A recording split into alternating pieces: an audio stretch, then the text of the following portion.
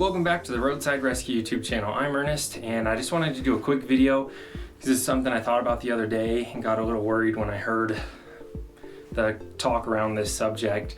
Obviously, you know from the title, we're going to be talking about catalytic converters, which nowadays tend to get stolen a lot on vehicles because people take them to the junkyard and resell them for a fraction of what it's going to cost you to have to fix your van or your car or truck or whatever if you take it in somewhere to get fixed. So I'm going to tell you, it may not be for everybody. For some people, it's just not worth laying on the ground underneath the vehicle for whatever it takes or just for their time. So video is not for everybody, but just so you're aware of different options you have when actually replacing a catalytic converter that's been stolen. So when your catalytic converter gets stolen, it's going to be in the ballpark of like $1,500 to $3,000 is what a lot of shops like to charge. Depends on the vehicle as well. There's some vehicles where the catalytic converter is worth a lot more than other vehicles. So it's good to know if your vehicle is a target. That's something you could easily look up on the internet and see if your vehicle is common for getting catalytic converters stolen. For the common ones, there's actually some pretty good solutions, although nothing's really 100% fail-safe. They're pretty good at warding people away who are gonna have to put in the extra work and risk getting caught stealing a catalytic converter because it's gonna take them quite a bit longer. In case you didn't know, catalytic converter theft is pretty common, and a lot of people don't know even where to begin when they notice something's wrong with their car. The check engine light comes on and they'll say a lot of times it sounds like a diesel. The exhaust is really loud because part of the exhaust system has been cut, meaning that exhaust gas isn't going through the muffler anymore, it's just coming straight out of the engine, so it gets quite a bit louder. It's pretty easy to identify a catalytic converter on most vehicles. I'll put some images here, what they look like. You can usually tell just by sticking your head underneath the vehicle and checking. If you have a big engine like a V8, sometimes there'll be two catalytic converters and then a larger one later. And in most vehicles, there's just one catalytic converter. So on some small 4-cylinder engines like Hondas, for example, I know are like this. When you open the hood, the engine sits transversely and the catalytic converter is on one side of the engine or the other, right up against the engine. So if you tucked your head down under the car, you wouldn't see it. It's actually right up against the side of the engine where the exhaust comes out. So good thing to Google just to be sure. They pretty much all look like this in one form or another. This will be kind of midsection in the exhaust system. And this is a pretty big 3-inch one. Most vehicles, small cars nowadays don't have such big exhaust pipes. All right, so we're just gonna switch over to microphone here. The batteries in my mic died, but there you can see the inside of that catalytic converter has some pretty small air passages, sort of a honeycomb shape. And when the exhaust flows through there, it interacts with the different metals that are in the catalytic converter to take pollutants out of the exhaust. Now there's a few things you can do to prevent theft of your catalytic converter. None of these are obviously 100% foolproof, but they're gonna deter thieves from coming around and messing with your car if they see this. So the first thing you can get is a cage that goes underneath your catalytic converter. And this is gonna keep thieves from being able to pull the catalytic converter out even if they cut your exhaust pipes. They also make underbelly plates that can cover catalytic converters, and these are on common vehicles. A lot of the common catalytic converter theft vehicles have these plates you can find online. They look like this, and basically they just bolt up with secure bolts underneath the vehicle. So if you don't have the key, which is a socket, to undo those bolts, then you can't even get the plate off, and that's a really good option for protecting your catalytic converter under your vehicle.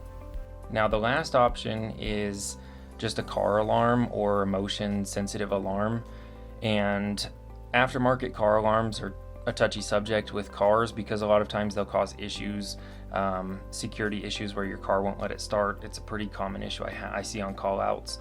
So just keep that in mind, but you could also get a little portable alarm like this, and you could just zip tie it to something underneath the car, obviously not the exhaust pipe because that's gonna melt it.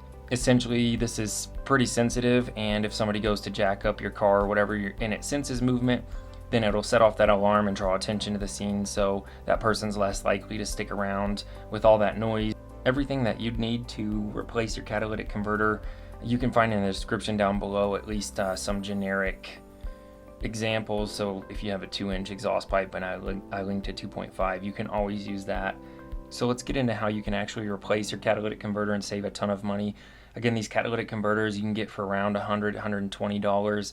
They do make cheaper catalytic converters, but a lot of times they'll fail within a year and you have to replace them again by the time emissions rolls around next year. So the cheapest of the cheapest really is hard to deal with. They're not going to be a permanent solution. So on an older car, you'd look at replacing a converter with a cheaper one like this. If you have a new car, then you may just want to consider a brand new option. A few things to know is on the exhaust system, some catalytic converters have an O2 sensor that screws into the catalytic converter, and some have an O2 sensor that screws into the pipe. It has a fitting in the exhaust pipe before the catalytic converter, so you also need to pay attention to that. You could order the wrong one, and if you need that O2 sensor placed in the catalytic converter and you don't have it, then you're out of luck, and vice versa. So just pay attention to that and to the size of your exhaust pipe. You, if anything, can go a size larger, but you wouldn't want to go a size smaller. And you can see here the catalytic converter I'm pulling up. You can use these band clamps with it to clamp it straight to your exhaust system. Ideally, you just get one that's the same size. Now, it's a little bit tricky if somebody cut a catalytic converter out of your vehicle. You're going to have to go in there and make sure that the pipes are cut straight, that they're going to be able to meet up and seal well. So if they've been cut jaggedly, you've got a couple of options. I'll link them in the description as well. There's some really cheap cutoff tool options, and that's kind of a one-time thing if you need it, but if you need a quality tool, you may as well just get it. I like to use a Milwaukee saw when I work on, for example, I have this catalytic converter because I've got to replace somebody's on their old vehicle, and a Sawzall works pretty well for that, especially for cutting decently straight. It doesn't have to be perfectly straight because these bands will do a good job of sealing everything up, but you don't want to have a big gap in there. Again, another thing you want to pay attention to is just the width of that converter that you have. This one's an 18-inch wide catalytic converter. Some are like 6 inches, and those are the cheap ones, and then some maybe 24. It's not too big of a deal for it to be too short for the gap that's in your cut out of your exhaust system. You can always just get the same size pipe and another one of those fittings and just make a little extension up to the catalytic converter. Again, ideally, the least amount of stuff you have to change on your vehicle is better. In states, honestly, where emissions aren't even necessary, a lot of people just use flex pipe and they'll just completely bypass it. But that can cause some issues with your vehicle. The check engine light could come on. You could run a fuel lean or a rich condition that'll eventually wear out or can burn up pistons or wear out your motor. It's not ideal, especially since the O2 sensors are in real time adjusting fuel-air ratios in the engine to account for the exhaust. So hopefully that made sense. Again, you take it to a shop. If you want to, you're going to pay a lot of money, and it's just a common occurrence nowadays. People are stealing catalytic converters. You got to get them replaced to keep your car on the road. So if it's worth it to you, just check out those options down below. Usually if you can get your car up in the air safely and you've got something to cut it off with, they're usually in a pretty good spot to be able to replace, but you may want to check specifically on your vehicle. And again, some vehicles like those transverse 4-cylinders aren't really a candidate for catalytic converter theft because they're impossible to get to without popping the hood, and even then cutting one off on the top side has 4 different small pipes. Some vehicles just aren't going to be touched. It's good to know if yours is a potential candidate. Toyota Priuses are one of the big targets. Their catalytic converters are expensive, and they do make a lot of options for protecting those. So, you know, ask yourself now, do you want to pay a couple $100 up front to protect it, or do you want to put in the work and pay several $100 or a couple $1,000 on the long end, just taking the risk? So that's your choice to make depending on the area and how common it is. If you've had your catalytic converter stolen, hopefully this video helps you out and you can get your car back on the road if it's what you're looking for as cheap as possible. Thanks for watching this video. Consider subscribing if it helped you out, and we'll see you on the next episode.